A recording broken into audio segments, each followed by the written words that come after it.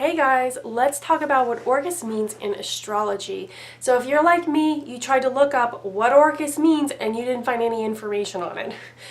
So when I ran into that problem, I said, okay, I'm going to intuitively tune into this energy and read it because I can read everything, right? That's what I do. And I tapped into the energy of Orcus, and what came to me is that Orcus is the planet of rebirth and Pluto is the planet of destruction. So in traditional astrology books, as well as other sources on the internet, Pluto is portrayed as the planet of destruction and rebirth, but I don't think that's right. I think Pluto is the planet of destruction and Orcus is the planet of rebirth. One of the things that led me to that, besides intuitively reading that, was the fact that their orbits look like this. So you'll see Pluto's orbit in green and Orcus's orbit in pink, and the little pen circles in the middle, those are the orbits of all the other planets and the sun. All right, so these two planets have this very interesting formation, which I think is called a Vera Pisces. You know, the two circles where they overlap. And I'm just going to spell it on the screen because I don't really know how to say that word. Anyway, the point being is that both of these planets, they feel to me like the same energy, but just split into duality. One is destruction, one is rebirth. It actually reminds me of the Hindu gods Shiva and Brahma. Shiva is the god of destruction and Brahma is the god of creation. So they're two aspects of the same energy. Pluto and Orcus also both have orbits that are almost the same size, it's close to the same number of days for them to orbit. Their orbit, I can't really remember what they are, but it's very close. I guess I'll put it below. Anyway, also, Orcus and Pluto both have dumbbell moons. Dumbbell moon meaning the same side of the moon is always facing the planet, and I thought that was very interesting as well. So anyway, as I move into the energy of Orcus and Pluto, Orcus feels to me like everything being rebuilt in the image of love, everything being rebuilt in the image of divine template, whereas Pluto is basically destroying everything that is not in the image of divine template. So a lot of times in Western society, we think of destruction as bad, or just lots of upheaval and pain, and it's just not good in general. And I really wish that we had the more yin and yang approach, the more Shiva Brahma approach in our Western society about transformation and change. I feel like that would be more healthier, but irregardless. So in order to rebuild something in the pattern of love, which would be Orcus energy, anything that is not a match to that love energy must be destroyed. Right? So Pluto would be the energy of, for instance, letting go of that relationship that's not aligned, letting go of the job that's not aligned. And then Orcus would be the energy of getting the job that is aligned, right? Having and finding a partner that is more in alignment with you. So I feel like these two energies can be used fabulously in our life. And if you want to read what it means in your chart and you're just learning astrology, you can do what I did in the beginning, which is that take whatever is written about Pluto and reverse it, and that'll tell you about Orcus, right? So I have Orcus in Leo. I was born in 1983. So what I did at that time is I looked up what Pluto in Leo meant, and then everything that was written for Pluto, I just reversed it and flipped it and made it Orcus energy, because Pluto is, death and destruction, and it's what it looks like to me in my mind. It's if you have this building, Pluto is this bulldozer that bulldozes the building, right? Whereas Orcus is the energy that comes in, it's the construction crew that comes in and then rebuilds the building, right? But Orcus rebuilds the building in divine template. It doesn't rebuild the exact same building that Pluto destroyed. It builds a new building, but this new building is in divine template. This new building is the new energy. It's fifth dimensional energy. Whereas Pluto is that dense third dimensional previous way of doing things, and Orcus is the new way of doing things. So Orcus is going to be inventive, right? Orcus can represent new technological inventions, but inventions that are infused with love, so they help everyone on the planet, right? Orcus feels to me like a very humanitarian, inclusive to all. It feels like an energy that is okay, it's not just going to help people, it's also going to help the animals, and it's also going to help the earth. So it is an energy that is very encompassing, it's very loving, it's very inclusive, it's for the good of all, right? A lot of the structures that we have in our society that are breaking down are structures that are good for the few but not good for the many, all right? And like Pluto is going to come along and be like, hey, bulldoze all that crap because we don't need it. And then Orcus is going to come in and say, hey, let's do it this new way. And this new way, this new system, this new process, this new invention, whatever, is going to come in and repattern everything into divine template, into something that is the best and highest good for everyone involved.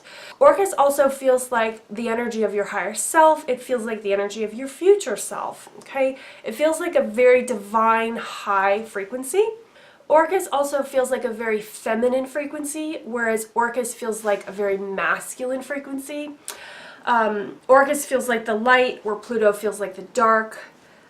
Orcus feels like the new, where Pluto feels like the old, right? It's this very sort of dualistic sort of accompaniment and way of seeing things. And they literally feel like the same energy, but just in duality, that energy of transformation, because they're both transformation, right? But they're just played out in different ways. They're played out in opposite ways.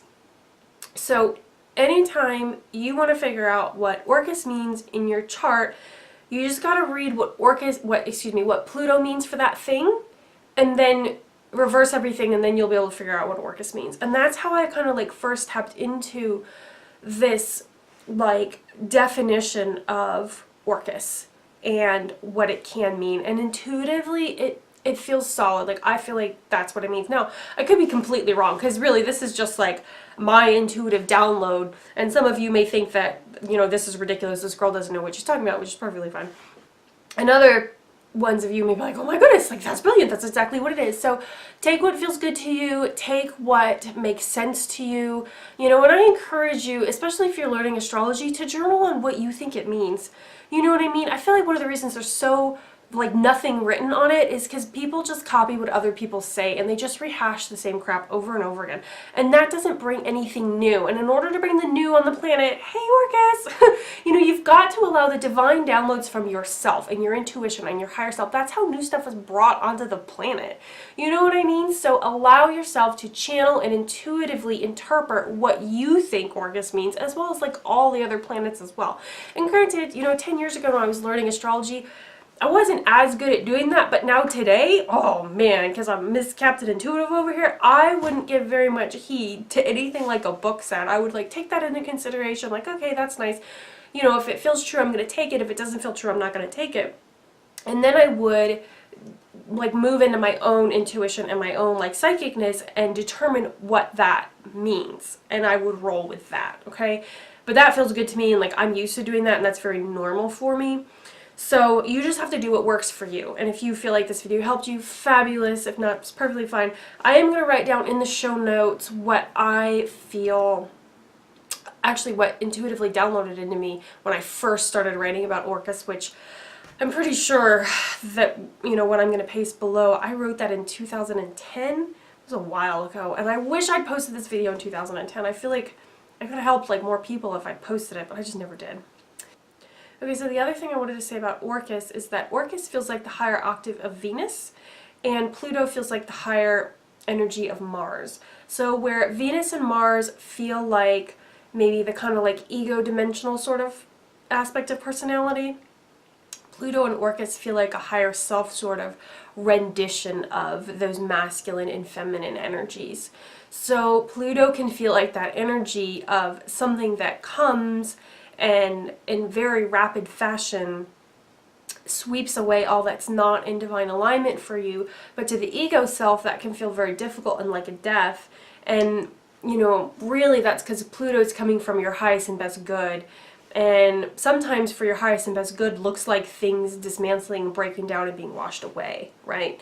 And then the Orcus energy comes in and rebuilds it, repatterns it in your highest and best good, and that sometimes can be unexpected and can be very sudden. And you know, our egos usually associate that with warm fuzzy feelings and don't associate Pluto energy with warm fuzzy feelings, but that doesn't mean that both aren't necessary, and that doesn't mean that both aren't working out for our highest and best good, if that makes sense. So I encourage you all, tap into your intuition about what you feel Orcus means in astrology. Use it in your charts if you are an astrologist. And yeah, I think that it can totally help you immensely.